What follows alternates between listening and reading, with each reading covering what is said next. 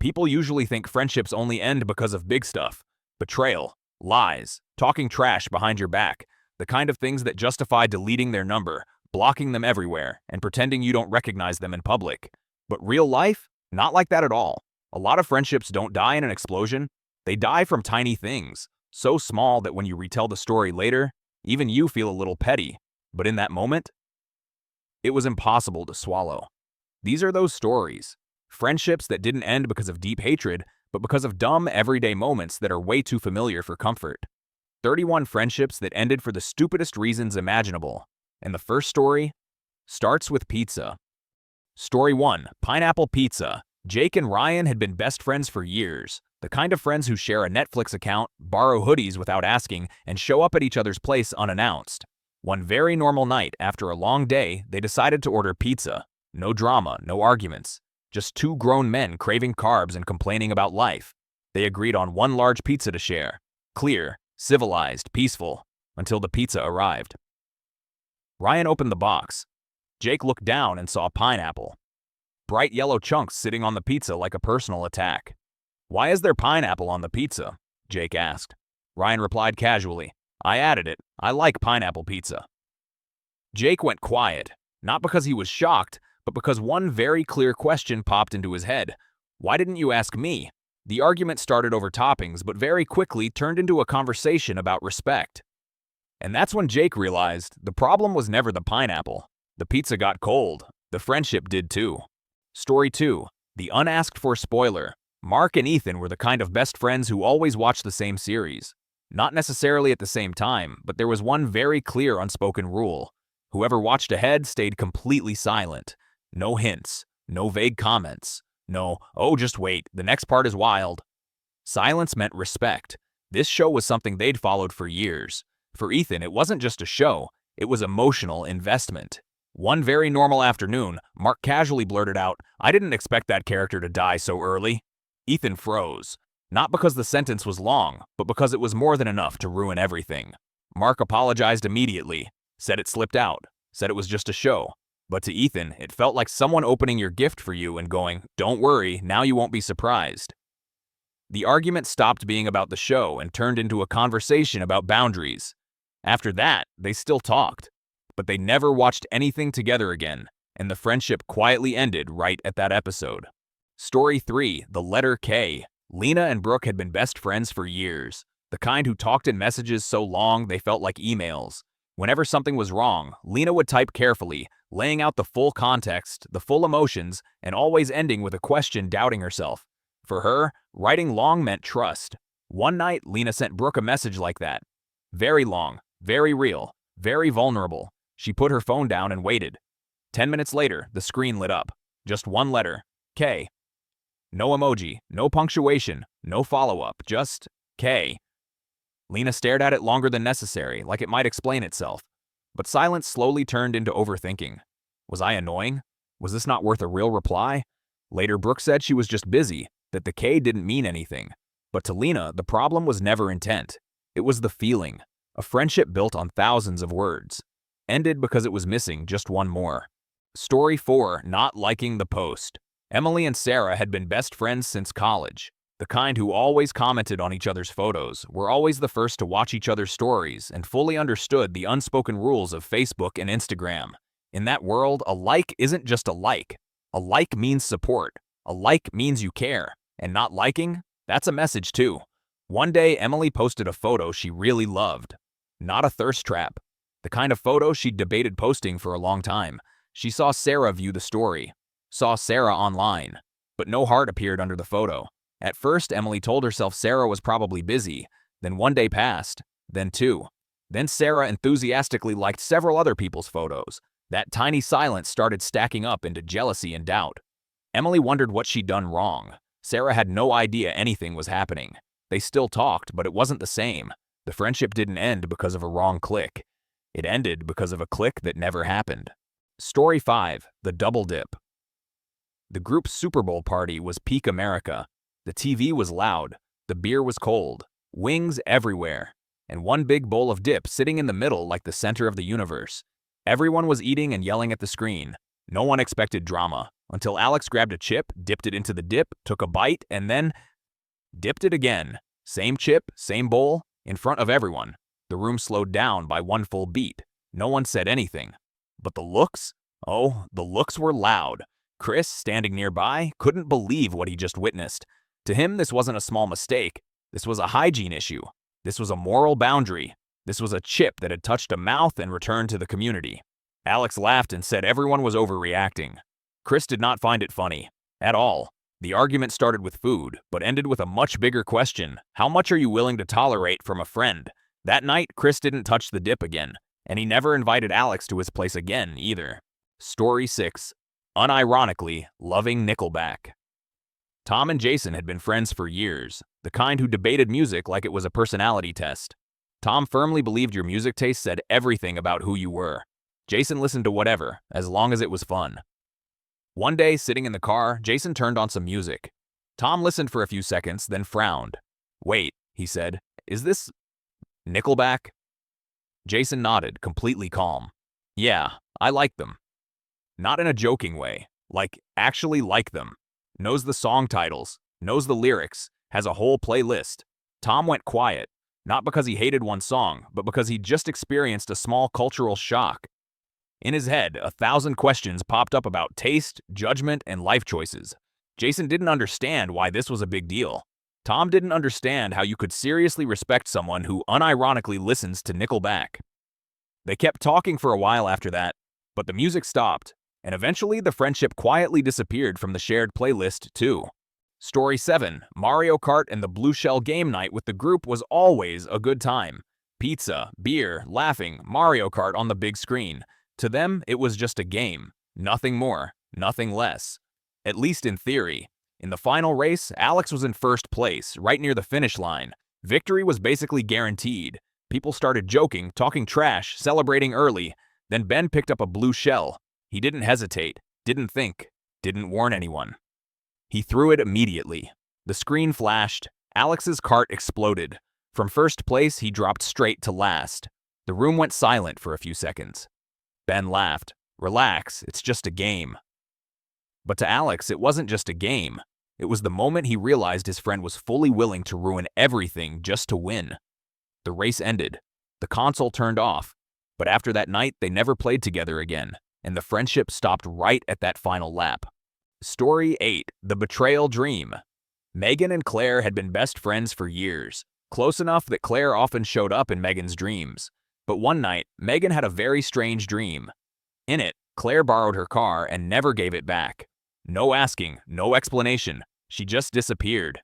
When Megan woke up, she knew perfectly well it was just a dream, but the anger felt completely real. It stayed there, fully intact, like it had just happened. That entire morning, Megan acted cold. Claire asked if something was wrong. Megan said it was nothing, but in her head, the image of the stolen car kept replaying over and over. Eventually, Megan got irritated and blurted out the dream. Claire laughed, thinking it was something ridiculous. But Megan didn't laugh. To her, the dream felt like a sign, a warning from her subconscious. After that day, she started looking at Claire differently, and a real-life friendship ended, because of something that never actually happened. Story 9 is Die Hard, a Christmas movie. The argument started harmlessly. One December night, Mike and Dan were sitting in front of the TV scrolling through the end-of-year movie schedule. Dan said Die Hard was a Christmas movie.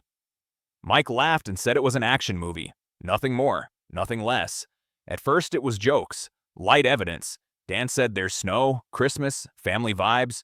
Mike said there are guns, terrorists, and absolutely zero Santa Claus. Then the voices got louder. The words got sharper. The argument stopped being about the movie and turned into taste, intelligence, and you don't actually understand the Christmas spirit. Neither of them backed down. Both were convinced they were right. And the dangerous part, they started seeing the other person's opinion as ignorance. In the end, the TV stayed on. Die Hard kept playing. But the two of them stopped talking. Not because of the movie, but because they realized there were value differences neither of them was willing to let go. Story 10. Caramel or Caramel. The argument started very lightly while Lisa and Amy were standing in line for coffee after work. When the barista asked if she wanted caramel, Lisa said caramel. Amy immediately corrected her. No, it's caramel.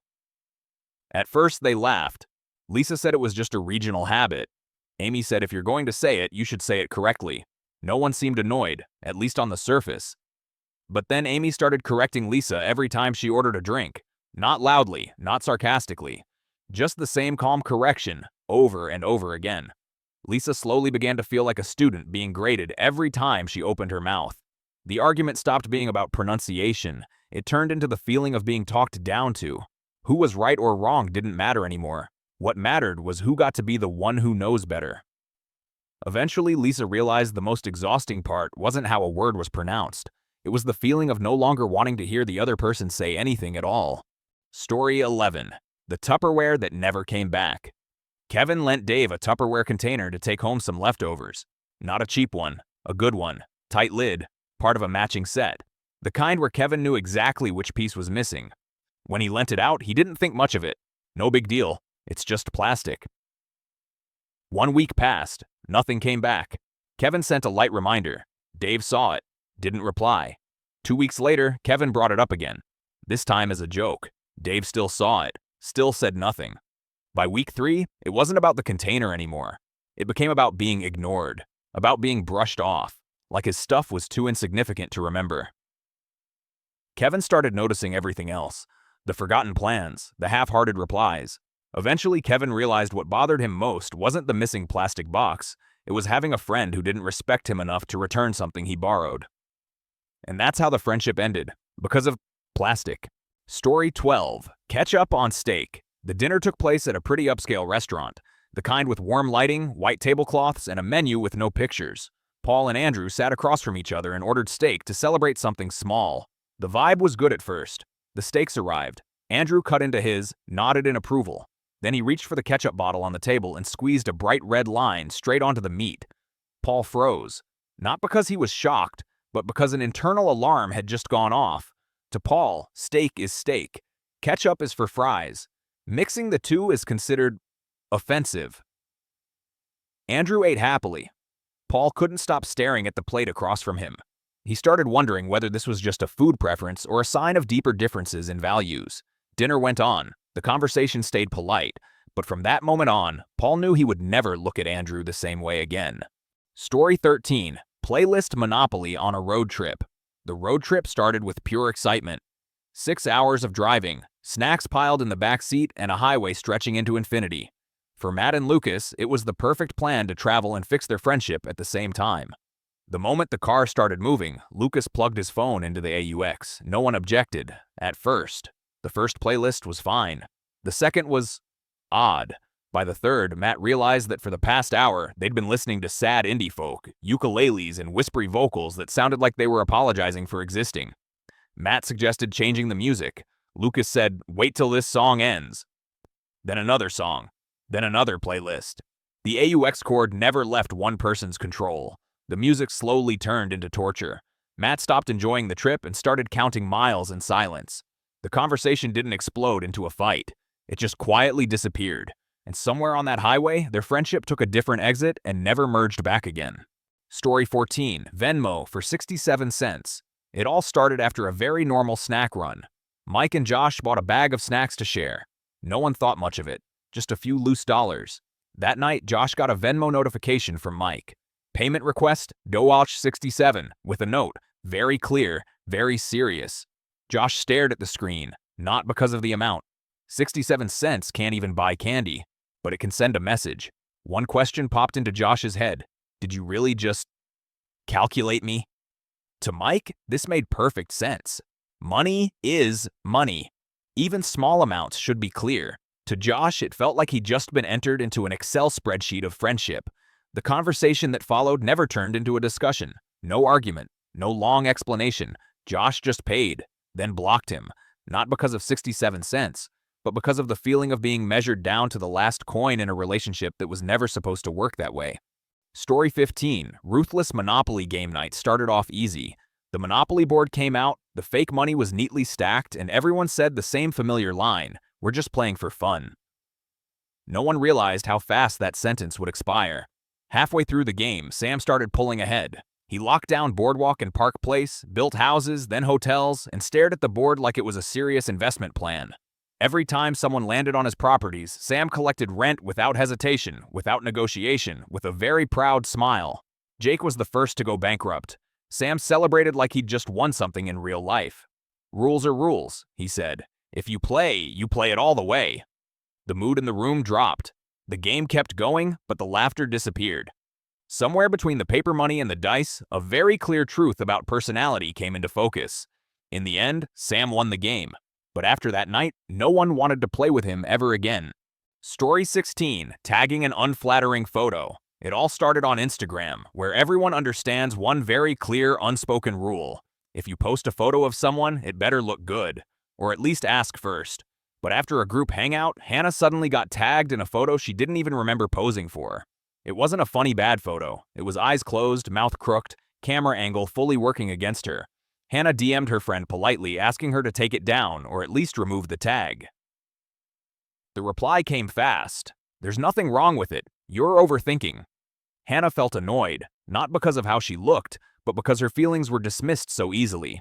She messaged again. This time, the response was silence. From there, it turned into a digital Cold War. Unfollow, mute stories, no likes, no replies. The photo stayed right where it was on Instagram, but the friendship disappeared from the feed, like it never existed at all. Story 17, not listening. Daniel and Chris were the kind of best friends who talked a lot. They constantly sent each other movie, series, and podcast recommendations as a way of sharing their lives. Daniel was especially clear about his preferences. When he said he didn't like something, he said it very clearly. A week earlier, Daniel straight up said he hated movies that were too dark and dragged on forever. They just left him more exhausted than before. Chris nodded and said he understood. 1 week later, Chris excitedly texted, "You have to watch this. I think you'll love it." Daniel opened the trailer. It was exactly the kind of movie he just said he couldn't stand. Daniel didn't get angry right away, but one very familiar thought popped into his head. "Did you actually listen to anything I said?" Chris didn't see the problem. To him, it was just a casual recommendation. To Daniel, it felt like not being heard at all. Like every conversation before that never really mattered. Slowly, Daniel stopped sharing, stopped explaining, stopped sending long messages. The friendship became one-sided, and eventually, it ended. Not because of the movie, but because no one was really listening anymore. Story 18, the toilet paper roll. Living together is the real test of friendship. For Alex and Ryan, everything was fine until they discovered a difference that seemed small but absolutely wasn't. The toilet paper roll. Alex firmly believed the roll should hang over. Paper facing forward. Neat, civilized. The socially correct way, according to him. Ryan did the opposite. Under. Paper against the wall, like a decision made purely to cause irritation. At first, it was silent corrections. Alex flipped the roll every time he used the bathroom. Ryan flipped it back later. No one said anything, but both of them knew exactly what was happening. Then Alex brought it up. Ryan laughed and said it wasn't a big deal, it was just toilet paper. But to Alex, it wasn't about the paper anymore. It was about not feeling respected. The argument never exploded. It just simmered, repeating itself a little every day. Eventually, they realized some differences are so small they're almost funny, but still impossible to reconcile. The lease ended, and so did the friendship. Story 19. Wearing the rival team's jersey. The summer BBQ was peak America. Backyard, grill fired up, cold beer, music playing just loud enough, and everyone wearing their team's colors. For Chris, this wasn't just a party. This was territory. Chris was a die-hard fan of the home team. Everyone who knew him knew that. So when Mike walked into the backyard, Chris froze.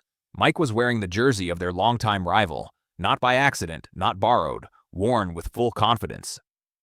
Mike laughed and said it was just sports. Chris didn't laugh. To him, it wasn't a joke. It was disrespect. Wearing those colors at his BBQ felt like a deliberate poke at a wound. No one argued out loud. No pushing, no scene. Just a sudden shift in the air. The beer didn't taste as good. The burgers lost their flavor. After that day, they stopped hanging out. The friendship died quietly right there over the summer grill. Story 20, how to cut a sandwich. It started very small. One normal lunch, Anna and Kelly were making sandwiches in the kitchen.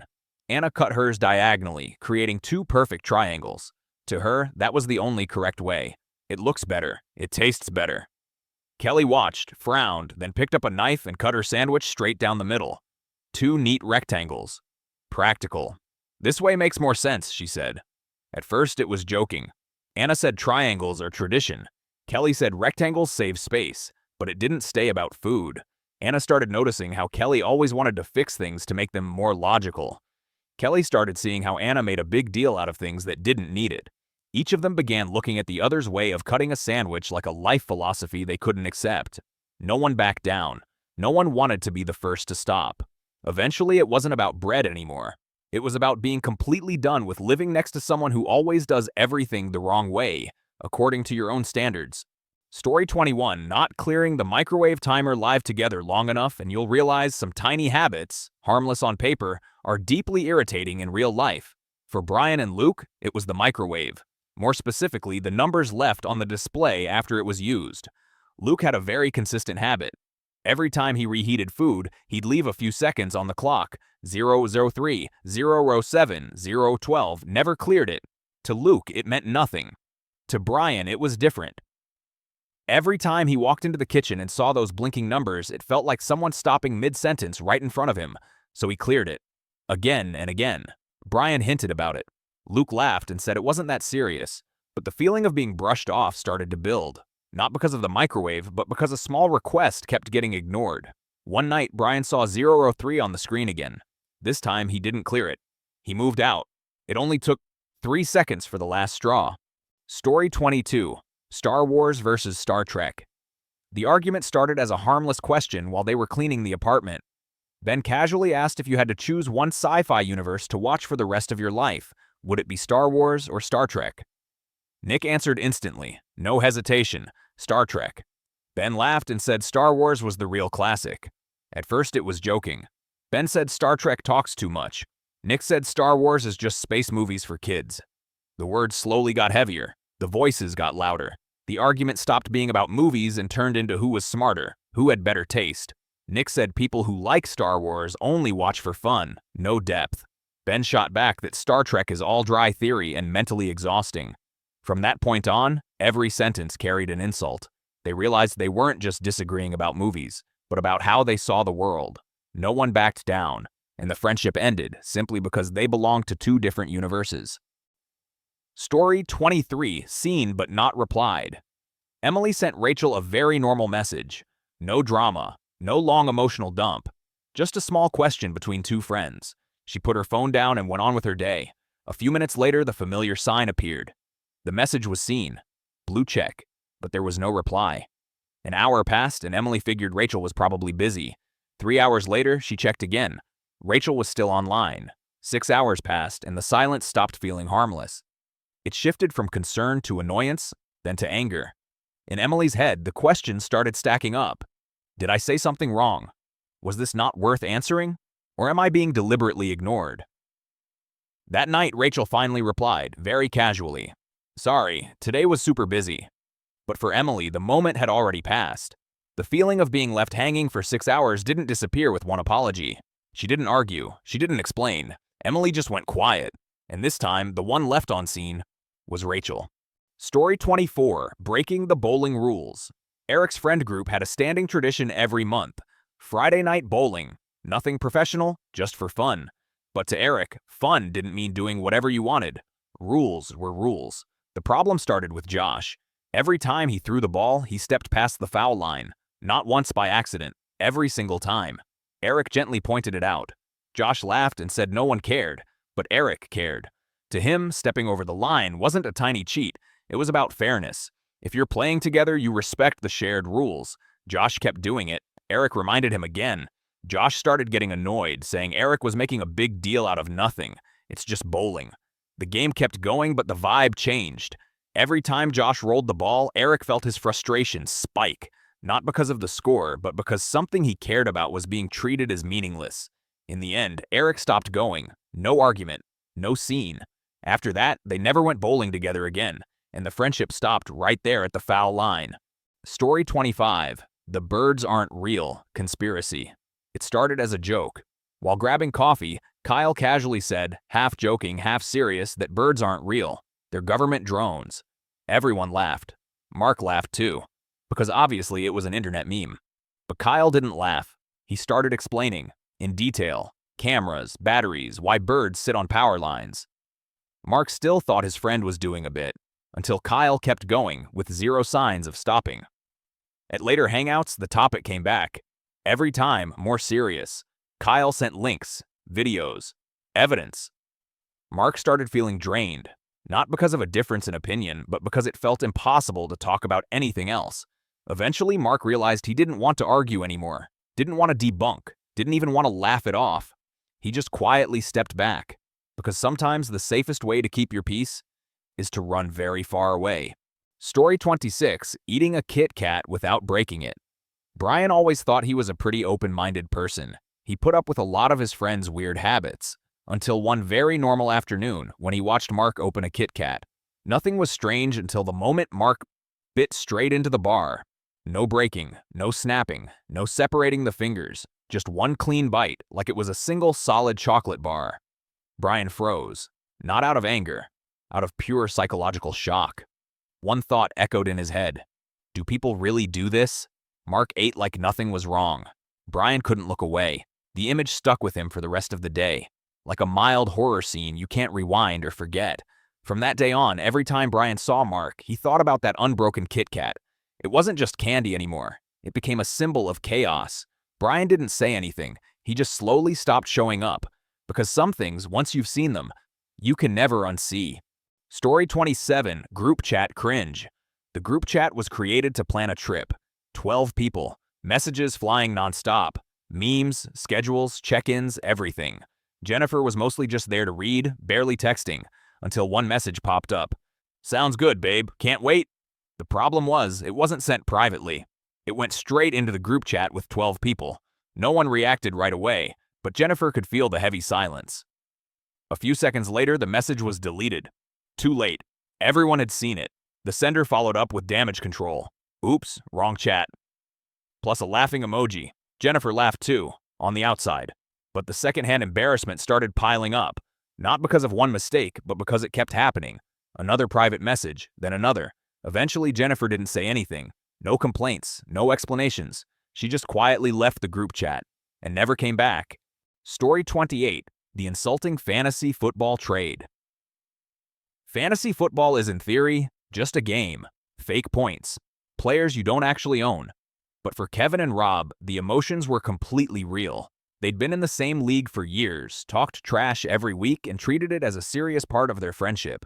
One day, Rob sent Kevin a trade offer, his backup kicker in exchange for Kevin's star running back. No explanation, no joke, just a shameless offer sitting there in the app.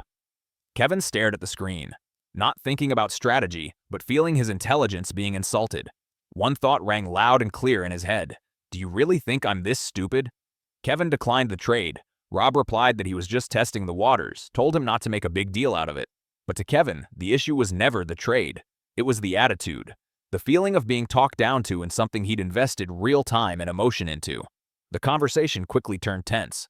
The league was dissolved before the season even ended, and the friendship fell apart over a trade that never actually happened. Story 29, dropping a friend for a relationship. Tyler and Ben had been best friends for years. They texted every day, hung out on weekends, had routines everyone assumed would last forever. Then Tyler started dating someone. Things changed fast. Fewer texts. Plans canceled again and again. Ben understood. Being in a relationship means being busier. He didn't say anything. Then Tyler disappeared completely. No replies, no explanations. Like the friendship had been put in a drawer, saved for later when it was convenient. 6 months later, Tyler texted again. We broke up. Want to grab a beer tonight? Ben stared at the message for a long time. Not angry, not sad. Just very clear on one thing. He didn't want to be anyone's backup plan anymore. Ben replied politely, said he was busy, said maybe another time. But that another time never came. The friendship didn't end with a fight. It ended with silence that lasted long enough for both of them to understand. Story 30, walking slow in the mall when speed kills love. Josh treated the mall like a 100-meter sprint. He dashed through, zipping past stores like someone was chasing him. Meanwhile, Emily, his girlfriend, saw the mall as a soul-soothing spa. Every step was a chance to enjoy the air conditioning, the warm lighting, and the free perfume samples. Can you go slower? Josh panted, walking backward to keep up with her. Can you slow down your life? Emily said, eyes glued to a new mascara. An hour later, Josh had lost her amid the 70% off racks. He called out over the PA system, Emily, if you can hear me, I'm at the sneaker store, learning how to walk slower. She replied by text, good. Meet me at the cafe at the end of the mall. Walk slow, don't run past love. And so Josh started walking slower, not because of tired legs, but because his heart needed to learn a new rhythm. Story 31. Eating pizza without the crust. The life philosophy of smart evasion. Mike ordered an XL pizza, the kind with stretchy cheese crust straight out of a K-drama. Everyone thought he was a refined foodie, but no. Mike only ate the middle, leaving a circular crust like an abstract art piece. Wait, why not eat the crust? That's cheese, man, his friend asked. Mike sighed, like he was about to teach a life lesson. I live selectively. What's good, what's fun, I enjoy. The rest, life can handle itself. Everyone laughed, but then a few noticed. Mike did this with everything. Fun projects, he's all in. When deadlines hit, he disappears. A beautiful romance, he gives his all. But when things get tricky, Mike seen and bye. He didn't just leave the pizza crust. He left the hard-to-swallow parts in every relationship. And you know what? Life isn't a pizza where you can just pick toppings. Sometimes the real value lies in the parts we tend to leave behind. Outro. Friendship doesn't die over small things. It dies because of prolonged silence, because no one speaks up when they've been left with the crust. How about you? Ever been left with the crust? Share your story in the comments. We're listening.